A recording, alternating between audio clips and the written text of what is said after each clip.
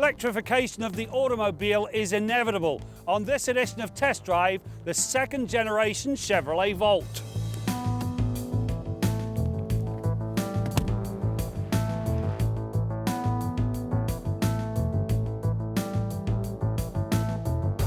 The second generation Volt takes some significant steps forward. First, it now has some real semblance of style, which will amp up its appeal for many. Second, and GM will argue with me on this, but I viewed the outgoing car as a hybrid. This Volt is an electric ride with a range-extending engine. The difference is subtle but meaningful as the world moves towards the electric era. The cabin of this Volt, well, there's highlights and lowlights. The highlights, two 8-inch screens that sit ahead of the driver. The one behind the wheel, it gives you all of the driving information and it allows you to put the navigation system or phone information right there as well. The second one, well, it gives you access to Chevy MyLink and all of the infotainment system, as well as showing how the car is using its power.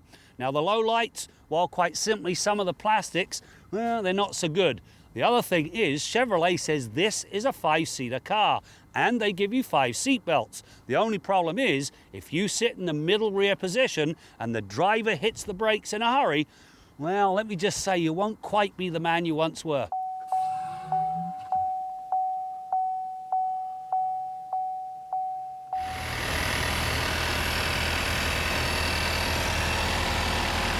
The new Powertrain marks an enormous step forward.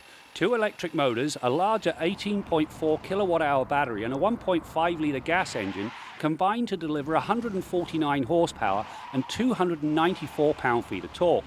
Technically, 2 of the 3 power sources can actually drive the car at any given time.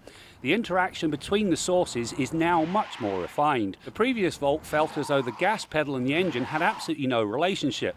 The new Volt engine is quiet, refined, and there now seems to be some real correlation between stepping on the gas and the engine's response. It makes for a significantly more refined drive. This Volt has got a very interesting brake, and I'm not talking about the brake pedal. On the back of the steering wheel, there's a paddle shifter. When you pull back on it, you engage regen braking. That means that this car is primarily a one-pedal drive, except when you get to a traffic light, when you do have to use the brake pedal. Heading into a corner, for instance, you pull back on the lever, it slows you down, and away you go. It's just too bad that all hybrids don't give the driver the same sort of latitude. The drivetrain can be tailored to suit the tone of the drive. Normal balances the desire for fuel economy with the need for everyday power. Sport amps up the performance aspects, while Mountain makes sure the lot works on a long incline. The hold function allows the driver to conserve the battery's power for a later time.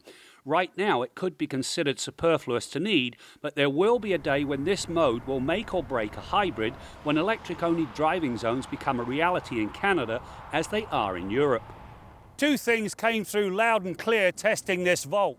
First of all, the powertrain is significantly better. It runs to 100k in 8.5 seconds, and it does that while returning an average of 3.8 litres per 100 kilometres. Now, the other lesson was the importance of having the right plug in the garage. I only had 110 volts, 13.5 hours of charging only put 80% into the battery. The bottom line, you've got to get yourself a 220 volt charger if you buy the Volt.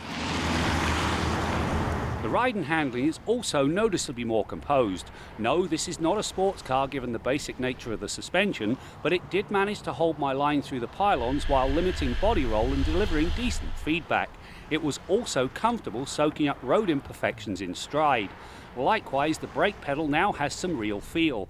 Unlike so many hybrids, the Volt's pedal is not mushy underfoot. Well, that's it for this test drive in the Chevrolet Volt. You know, this car really is a very viable green alternative, and purely and simply because it's not hogtied by range anxiety as all electric cars are.